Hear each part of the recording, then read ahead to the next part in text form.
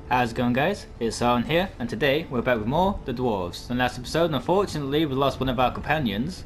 Luckily for us, he's not actually dead, just gravely wounded, so at least he's still alive. I realised here, clicking the square button, I can actually pop this up and actually see where I need to investigate. Of course, I've known that before, but it saves a lot of time in the future reference. It was obviously built by the hands of a master. The steel is inlaid with gold, silver, fracassium, and all the other valuable metals that the firstlings have dug out of the body of their mountains. Nice, is that now gone? It has, so that will save me a lot of time when it comes to investigating other stuff. The walls are all covered with gold leaf, reflecting the warm light of the candles and chandeliers. You have never seen a room like it before. You couldn't even have imagined something like this. Alright, stop wasting time and let's just go on with the main mission, shall we? Greetings, Queen Zamtis. The Queen bows her head slightly, prompting you to speak. Is everything ready for our journey to the Kingdom of the Fiflings? We have provided wagons for you and your companions. Are your preparations complete? Yep, let's get on with it. Yes, we are ready. The Queen nods slowly. Rally your companions. I will march east with my host, but don't be misled. The fate of the perished land is in your hands, not mine. May you succeed and return unhurt. Vrakas be with you. The plains of Tabain are the most fertile in Girdlegard, and rightly give the kingdom its nickname of the breadbasket. The east of the land has been in revolt since the perished land advanced, and the peace seems to have broken in the heartland too, as a group of strangers crawl out of a hole in the ground. Why don't we just look for a tunnel that hasn't collapsed? And what if we don't find one?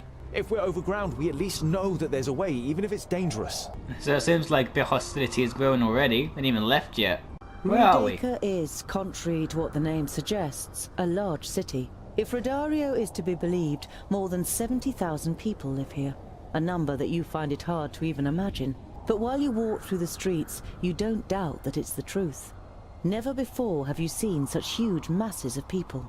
If we are looking for somewhere to quench our thirst or for a roof over our heads, then I would recommend the Golden Well Tavern. And we can find everything we need for the rest of our journey at the big market. Just say where you want to go, Tungdil, and I'll show you the way. Oh, good job we have you on our side then, but first things first, let's go and buy some supplies. The big market at the city's south gate certainly lives up to its name. You have never seen a market on such a scale. Stands, large and small, as far as the eye can see. Everything you could possibly need can be found here, as well as plenty of things that seem to have no use at all. While you push your way through the crowd to get to the trader Rodario wants to introduce to you, you overhear two peasants talking about elves. No, I tell ya, it was elves. Pale skin, pointy ears. So Alpha are playing up again. Something strange is going on these days. Old Trundlewood from down Acrehill way said he saw some pointy ears too. Come to think of it, where's he been all week? Here we are. Dead probably now. Rodario's sudden announcement draws your attention away from the locals to the tent that you're now standing in front of. Welcome to Brand's Potpourri. Whatever your heart may desire, I can supply. Alright, show me what you got. Definitely get these. It's how we heal our men apparently. Increases the damage of special attacks by 60%. Let's give it a go. Well, actually, I ain't gonna buy that. Mainly because I bought a mask, which is not in my inventory, and my money's gone. So that kind of screwed me over a little bit. Quite annoyed about that still. Let's go to the Golden Tavern. You follow Rodario through the lively streets until he reaches a run-down two-story building. You hope that this dump isn't the tavern that Rodario recommends.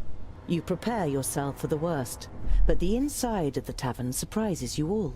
The walls are clad with dark, finely ornamented wood. The floor is clean, the tables are weighed down with good food, and a hot fire is burning in the fireplace. One should never judge a book by its cover. The guests look you over full of curiosity, and many nod a greeting.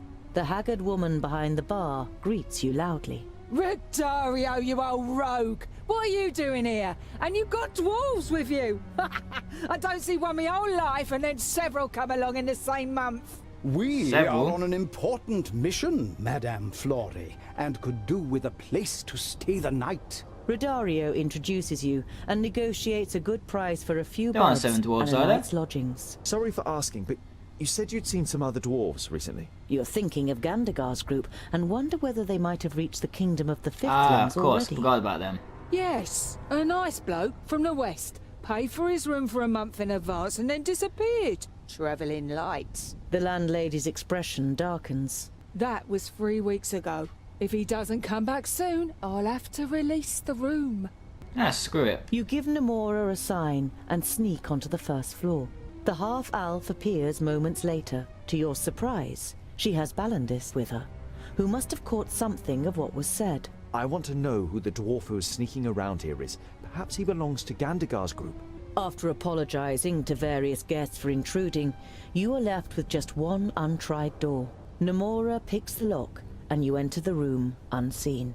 The room is bigger than all the rooms in the tavern you have seen so far, and all just for one guest. There are maps, various pieces of notepaper, and 3 notebooks on the table. The notes are partly written in Dwarvish, and partly in the language of humans. The 3 of you scan through them, until Balandis draws your attention to a map, on which the route from the kingdom of the firstlings to the kingdom of the fifthlings is marked. What would make a firstling travel to the perished land, or even to the kingdom of the fifthlings? You believe you've found an explanation. I ain't got a Here, clue this what's letter. going on. I have found a way, but I don't know if I will return safely with Star Slasher. That's why I leave to you, dear Barris, my notes, may you, and so on. Star Slasher? You have come across this name in the notes a few times already, but you just shrug your shoulders and throw the letter back onto the table in disappointment. You had hoped to have found out some news on the whereabouts of the other group. A sword. Apparently it was given to Giselbert I and I by a caravan travelling from the other lands. Seems we're dealing with a treasure hunter. So that what it was? That's quite disappointing. I may as well continue on our way then. I'm interested to see what its question mark is. You are woken with a jolt in the middle of the night by a blood-curdling scream. You look around in panic and see that the others have been woken too, but only Geralda has beads of sweat on her brow. She's breathing heavily. Concerned, you go over to her. I can remember. The Alpha. They are doing experiments on the children of the Smith. We have to save them. Alpha? Experiments? What are you talking about? I can remember everything. Or at least some of it. I know that I was taken prisoner by the Alpha, along with other dwarfs. They experimented on us, and I somehow escaped. Where was this exactly? They are here, nearby. It was a village, I think. An Alfar village in Tabain? Doesn't sound very likely. By Rakus, if the Alpha are experimenting on dwarves, we can't just ignore it. We have to free the prisoners. We can't save the world if we ignore the suffering right in front of our eyes. We will help Geralda. Boendal and the others accept your decision. Geralda nods at you gratefully. Alright, so we've got a little side quest going on here then, but where actually does it take place? Because that's where we have to go for the main mission. But where is the side quest? We moved from the party, we ain't had them since the start of the game, other than that last dude. Unless, these is one of the side quests, maybe? Oh, I'm gonna stop yapping and actually get on with it. Let's check out this first one here. When you reach Acrehill, there isn't a single villager in sight. An uneasy feeling creeps over you, which finally turns into certainty when you see red paintings on the walls of the houses. Alpha. Search for clues, look at the paintings more closely, burn the bones and wash the blood away. Search for clues for now, doesn't need breaking anything you don't so far. find any survivors, but there are also no undead. The perished land has not yet advanced this far. You discover some footprints on the northern edge of the village. It was orcs. Looks as though they waited here while the pointy ears wreaked havoc in the village. It seems like they moved on towards the north. Now look at the The paintings. pictures painted in blood tell the horrifying story of how the Alpha came to the village and killed the inhabitants. You also find a few elaborately carved bones, some larger ones, like those of humans, some smaller and stronger, like those of dwarves. When you reach the other end of the village, disgust is written in the faces of your companions. None of you says a word. You gather all the bones you can find together and burn them. You wash over the paintings with water from the well. You weren't able to prevent this gruesome incident, but you don't want to leave a single trace of it behind. That's messed up. You walk through the villages that once blossomed, but are now deserted due to the advance of the parish land. The colour has drained away from the wood of many of the houses, just as it has from the countryside itself. A carpet of withered plants rustles and crackles under your feet. You don't know if the perished land can ever be driven away again, and even if it can, it is questionable whether people will ever live here again. You sigh and try to drive these dark thoughts away from your mind. So I have a feeling things are definitely going to be turning for the worse as soon as we get to that stronghold here. Ooh, do you smell that? Come! Here we go, against a Without fight even now. waiting for you, Boindil runs over the hill and disappears behind it. You follow him, and as you reach the brow, you see a very strange scene before you. I told you you shouldn't touch them. But I was hungry. Fighting amongst themselves. Alright, who do we want? I chose the big dude in the end, see what he can do for us. He's hiding over this way for some reason. Okay, what can you do? You can attack a lot of them at least. Wow, don't know what that did, but it seemed impressive. Okay, can't do anything with you at the minute. I can't do that yet. Ah, okay, the first time didn't go so well. This time I'm trying the Magus. See how far she can get with us. Okay, these orcs and that are actually quite powerful here. Magic takes time. Okay, I'm not regretting keeping her so far. She is helping me out a bit here. Didn't even take Unless I do something as stupid as that. Just knowing there's no way to actually bring back my companions once they're fallen. Either that or there is, and I'm just that dumb to actually realise what to do. Right, that takes the orcs on this side. There's some in the camp looking at it still.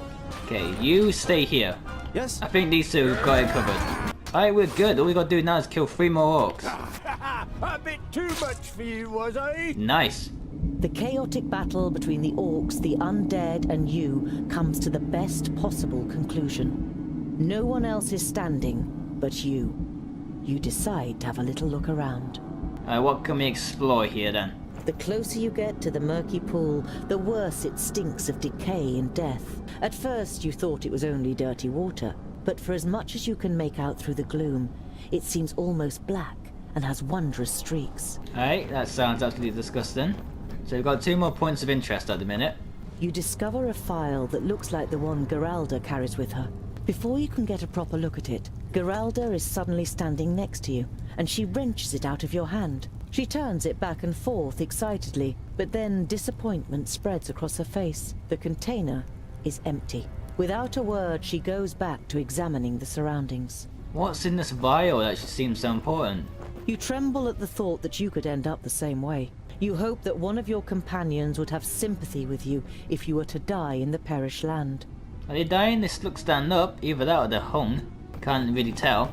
Other than that though, it seems like all the points of interest are really done, unless we can talk to our companions before we leave. Oh, never mind. There's one right up here. It's a map of the surroundings. Not far from your current position is a place clearly marked with a red cross. Is it another orc camp? Or even the Alfar camp? You mark the place on your own map.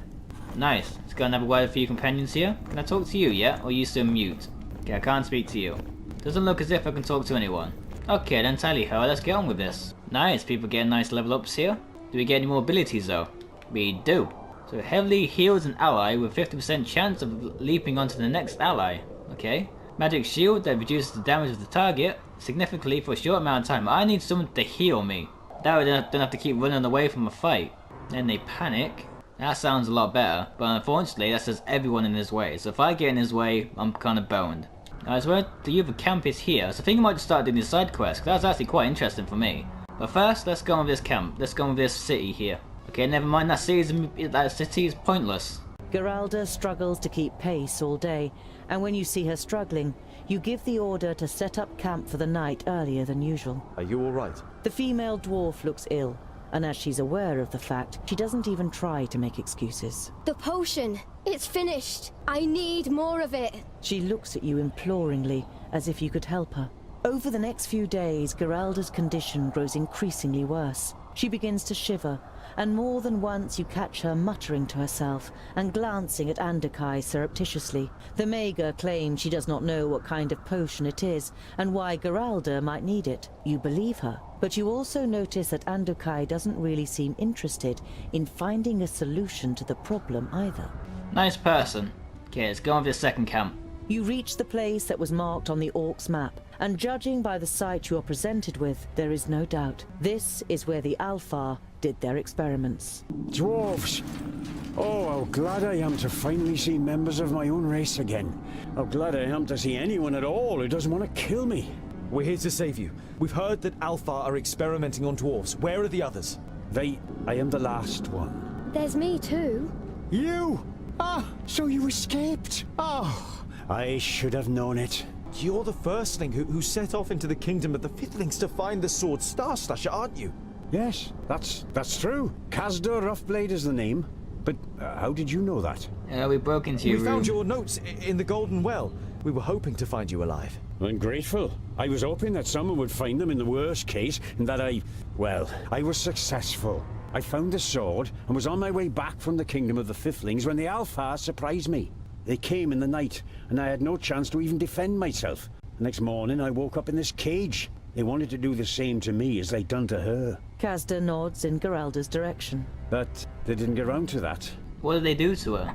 You and Geralda, you know each other? She was already here when I arrived. The Alpha did experiments on her. They fed her with a tincture from this device, and then it was as if she was a doll. She had to follow their orders. They trained her in battle, and she could do Alpha magic. I swear it. But the last time, something was different. She fought against the orders of the Alpha, beheaded one of them in the end.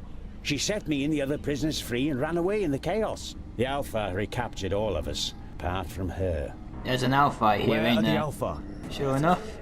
Okay, that looked a little bit glitchy there, a bit weird, but oh well. I'm going to keep my party the way it is, but I'm going to keep you further back, because clearly you can take less damage than everyone else does. Oh, didn't mean to do that. Is there anything I can actually give you to actually help you out a little bit here?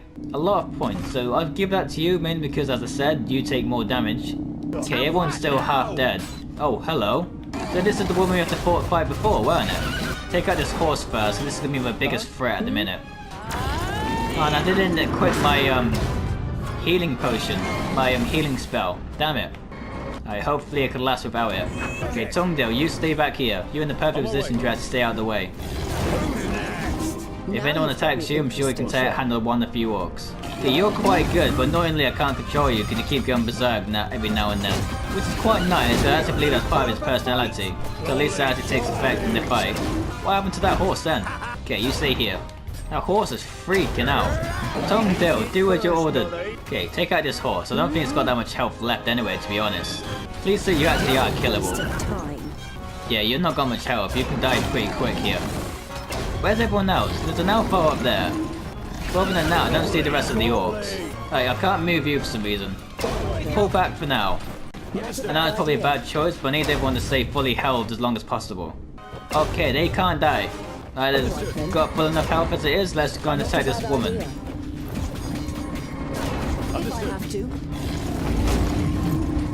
Where'd you go?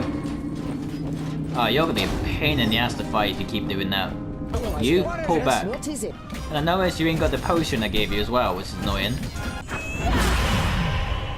Down you go.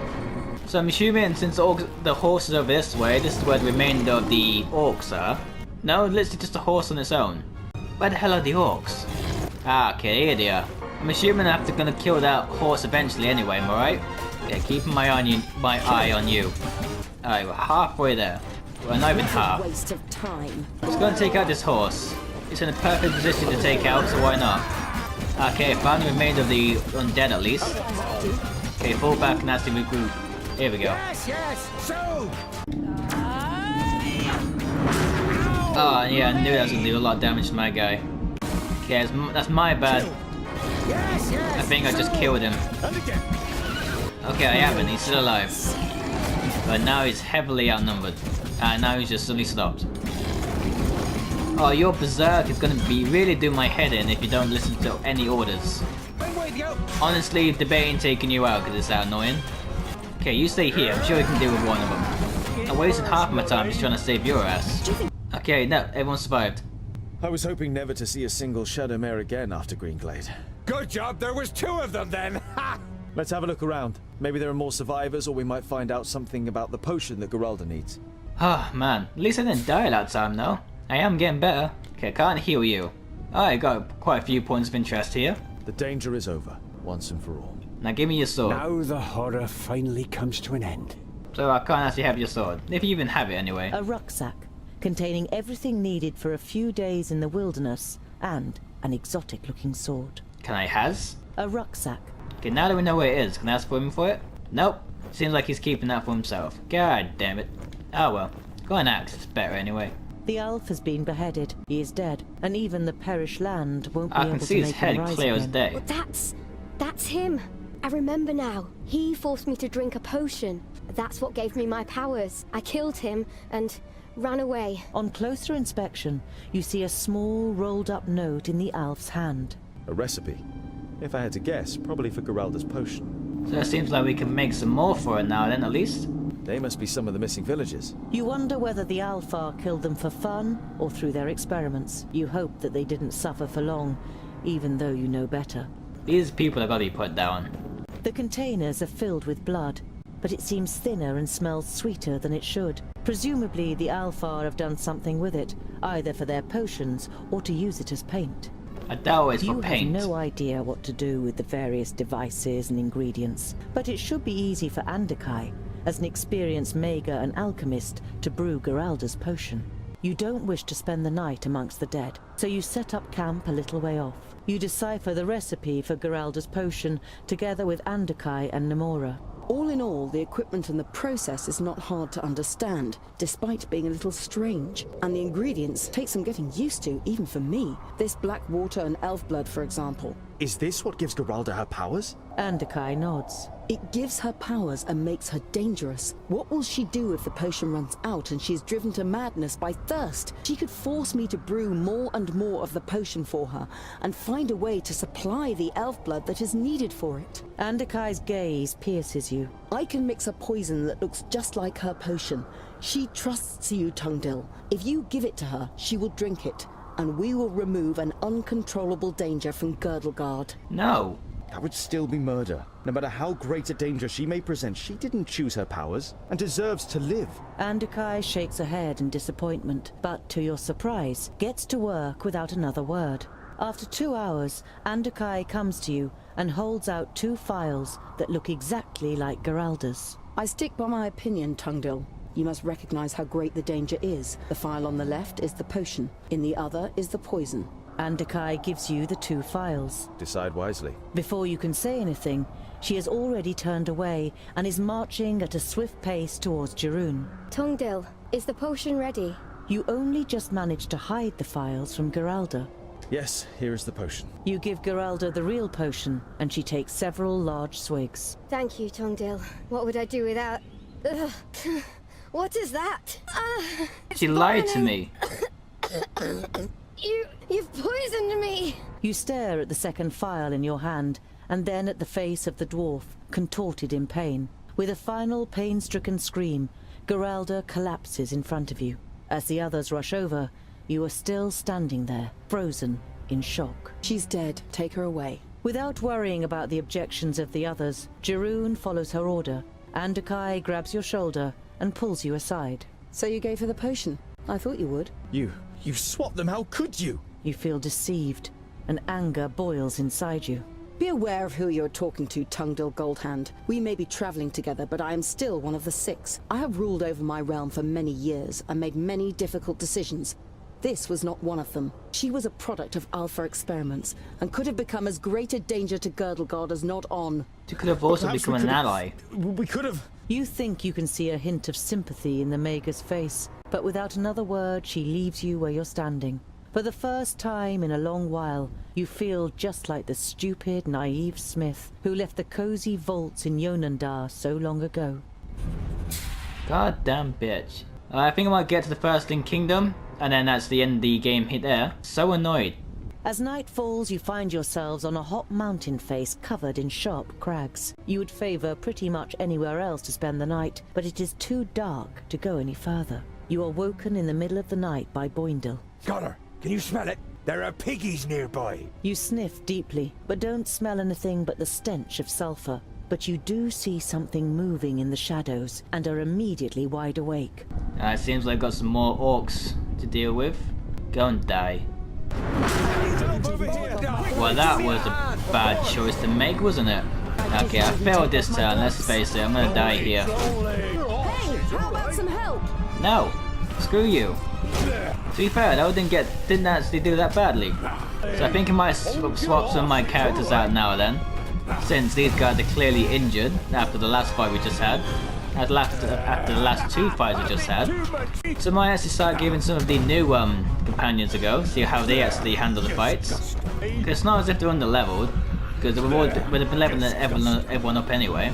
Never know though, this guy's doing well on his own, despite being nearly dead. We're actually doing surprisingly well with this guy. 34 kills out of 50 and he's on his own. I seem to be doing surprisingly better when I'm actually working with one guy rather than focusing on everyone. But at the same time, unfortunately for me, that's not the aim of the game.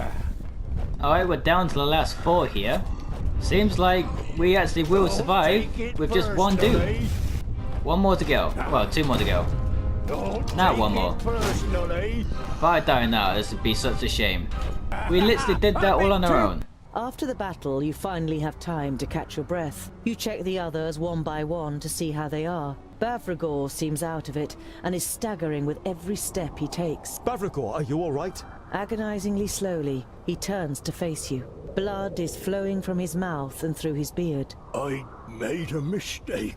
All strength slips from his body and he falls forward. An arrow is protruding from his back. Andakai, Bavragor has been hit! You immediately rush towards him. Balandis, next to you, takes his hand. Too late. The arrow was poisoned. I could feel it. I hadn't planned to return to the kingdom of the Secondlings, but I did at least want to complete my task to die in glory. You won't die, Bavragor. Andakai, can't you? You turn to the Maga, but one look at her face robs you of all hope. She shakes her head imperceptibly. We are in the perished land, aren't we? Let me die. Then I can at least complete my task. My defiance will be stronger than the urge to do evil. Before you can object, Boindil lays a hand on your shoulder. You know yourself how stubborn we are, Scholar. We should grant him his wish. If he turns on us, then I will take care of him myself. You've heard about dead dwarves on expeditions in the Perish Land defying the bloodlust for many days, but you want to find a better way. Bavragor's breathing is becoming shallower until it finally stops completely. While Balandis is still sobbing next to you, the stonemason rises suddenly. His face is pale and his eyes seem empty. Even death can't stop me. I told you, my defiance is stronger. None of you really know what to say, and finally Bavragor compels you to continue your journey. You can see the inner conflict in the stonemason's face, and you don't know how long he can resist it. You continue on your way with an uneasy feeling. So that was actually quite good then, that we actually went out with a blaze of glory with him. It was like it was destined to happen. Bavragor has assured you that everything is all right, but since he came back, he has kept himself apart from the rest of the group. You decide to talk to him during your hike. Are you really all right? I feel nothing, Tungdil. I don't feel my body anymore, and my head is strangely empty. I hate things that I used to love, things that I hated. He glances at Boindil. I would like to rip into shreds and devour. You had no idea that it is so bad. On one hand, you feel an unspeakable pain seeing your companion in this state. On the other hand, you are afraid that he could attack one of you, and you hate being so afraid of Bavragor. Hey, Mega, tell your henchman he shall look after me. If I do things I shouldn't do, he is to stop me. Everyone has stopped in their tracks, and are all staring at the stonemason. Andakai is the first to free herself from the tense torpor, and with a nod, Jeroen follows the orders, and from that point, he doesn't leave Bavragor's side. So at least he's taking precautions. You finally reach the place where Keenfire will take on form, the stronghold of the Fifthlings with the hottest forge in Girdlegard, Dragonfire. This is where evil first entered Girdlegard, a disgrace for the dwarves, who were given the task of protecting it by Vrakas. Since then, the Perish Land has spread, Alfar and Orcs have invaded, and the elves almost eradicated. But you have decided to face up to the evil. You will forge Keenfire and stop Nodon, or die trying. You enter the old stronghold with determination.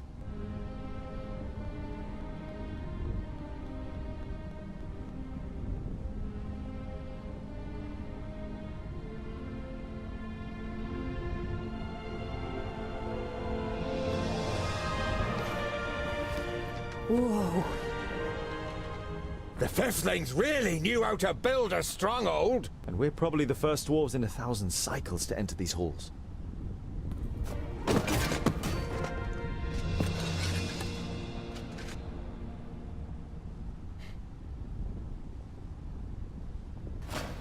on, you beasts! I may be the last, but I will take at least 4 dozen more of you down with me! Gandagar! Hold on, my king! Oh, there's a surprise! Is there some courage hidden inside the little gem cutter after all? Come on, let's help Gandagar. It seems like we can't just rest here just yet. Seems like we've got more fighting to do. Okay, you are my party. So one... Are we stuck with you then, yeah? Yeah, we are. Okay. Keep you. You actually did help me out a lot in the last fight. Okay, first things first. Use this. What can I get rid of? Get rid of that, 'cause I keep using that by mistake and it keeps screwing me over. Alright, we're golden. You dead already? So this attacks everyone if they're close enough. Okay. So without that annoying blow-up thing, this is a lot easier. And apparently we died. Oh, okay, I think the king just died. It's not good.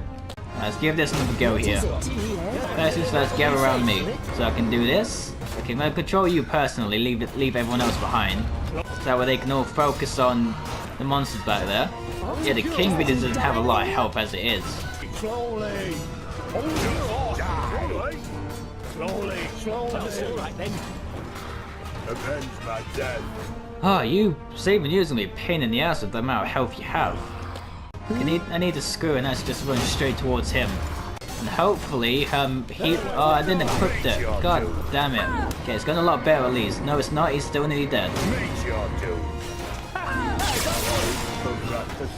And you don't do anything to help either. You just stand there.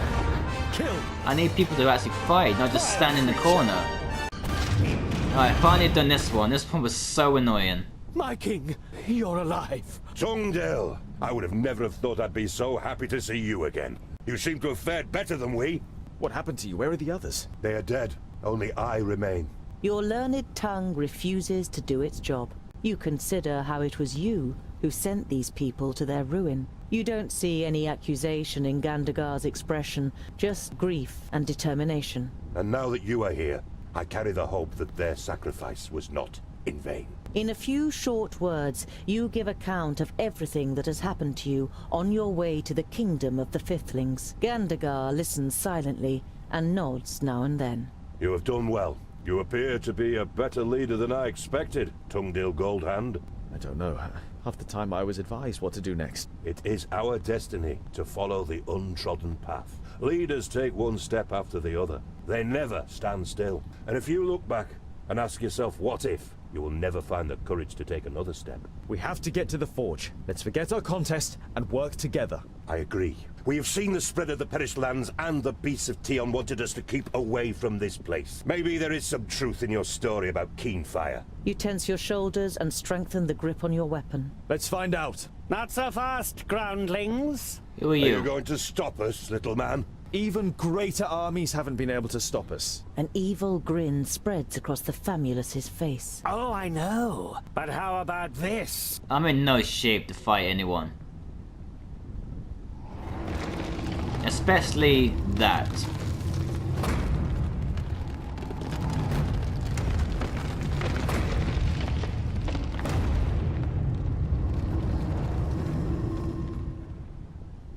Finally, a real challenge!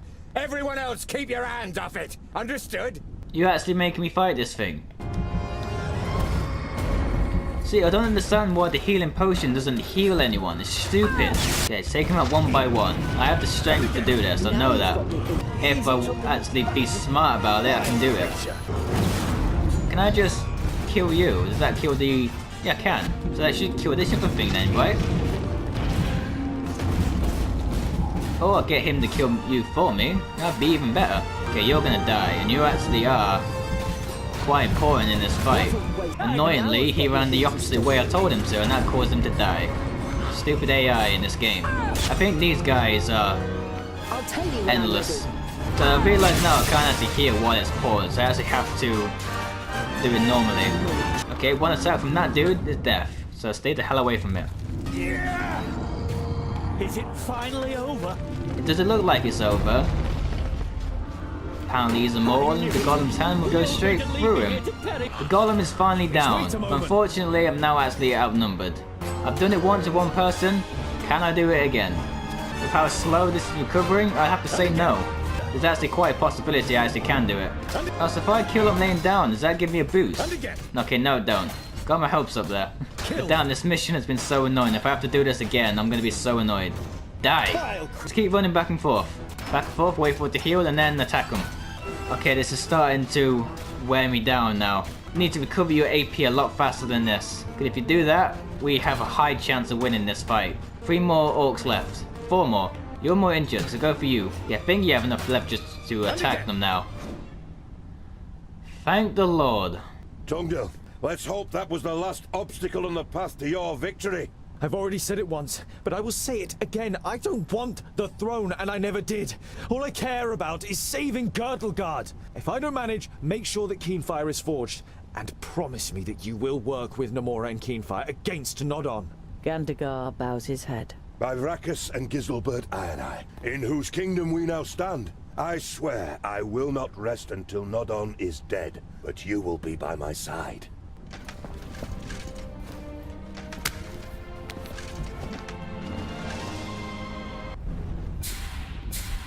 Thank God that's over.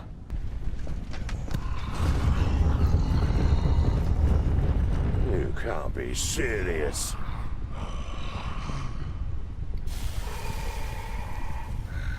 It looks like all the fiends of Girdlegard have gathered here together. You take a deep breath. We've come too far to give up now. The gate to the forge is at the other end of the hall. Protect those who are important for the creation of the Keenfire. The rest of us are dispensable. Attack! Ah! For Girdlegard! For Vrakas!